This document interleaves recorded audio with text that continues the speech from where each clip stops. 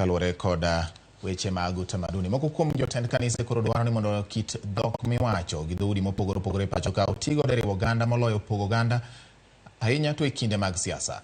E nyasi manobagi kanisa mar jokopere ma St. Monica Kitengela mar dhialo odiechieng' mar kido kod timbe mag oganda. Jodolo ma kanyo koni kido kod timbe winjo bed okumba makelo jo-Kenya kanyakla kata e ohala to ok pogogi. Judith Omondi nigi ler mar wachni. E kanisa mar kopere ma St. Monica Kitengela en miel wer kod mor. Nyasi mar dhialo odiechieng' kido kod timbe ne oyuorie kod oganda ma opogore.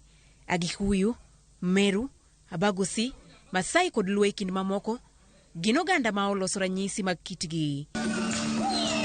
Kinde ni jadolo mar kanisa ni Felix Namsonga kaachiel kod jowadgi mamoko ne otiyogo e kwayo jotelo mondo bedo mar oganda e dhoudi ma opogore pachoka obed gino manyalo kelo teko mar riwruok, kwe kod tiyo kanyakla e yore mag ohala. Felix okoni kata bed ni piny Kenya dhialo nyasi mar utamaduni, jotelo wuon osebedo kapogo oganda kaluwore gi dhoudi magiaye, gino ma ok owinjo bedi. Tulionelea heri tuwe na hadhifa hii ili tuweze kusherekea utofauti wetu ambao ni utajiri pia. Najua taifa letu la Kenya tumekuwa na mambo ya ukabila, lakini tumeelewa ukabila kwa hali ambayo sio nzuri. Taifa la Kenya lazima tufanye bidii sana serikali kuu tuweze kuhifadhi tamaduni zetu. Tuna tamaduni za kigeni ambazo zinaingia kwetu mpaka sisi wa Kenya tumejisahau. Tujue kwamba utamaduni unatutambulisha. Kwa hivyo kama wa Kenya tuweze kujivunia, kama wewe ni Mkikuyu, ujivunie ukikuyu wako, wewe ni Mjaluo, ujivunie pia ujaluo wako. Huu ndio unaotutofautisha na pia ni utajiri ikiwa tunaweza kutumia vyema utofauti wetu katika kuleta mshikamano katika taifa. Oganda joluo ma ochopo e nyasi ni tokoni moko kuom midhiero mag yudo makamoro rocho kitgi kod timbegi en nok mar arita e pachoka. Kuom ranyisi kano chame dero gilero ni lal nikech kuo ma olandore e gwenge. Tabu masani momiyo ng'eny ji nowe dero en kuo. Kech dero kiweye oko jomoko biro gwaro buoye to kawo gi chiembi to dhigo te.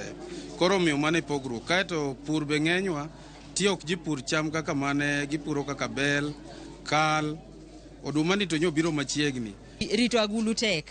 Ok di mi nyithindo kata jok moro motigo nakech ka ni luoke marach kata iume marach to obarore. Kaeto chon be ot ne wan gi tol mane waliere agulu. Sani ude modake sani tonde miliere agulu ka onge. Koro idwani panga agulu ka kipango suvria ta agulu dhi to tore. Nyasi mar utamaduni mane oriko en Moi Day, Huduma Day, to gikone opuodhi kaka utamaduni higa mar 2020 idhialo e tarik 10 dwe mar 10 higa ka higa, kendo itiyo kode paro kido kod timbe mag dhoudi ma opogore pachoka.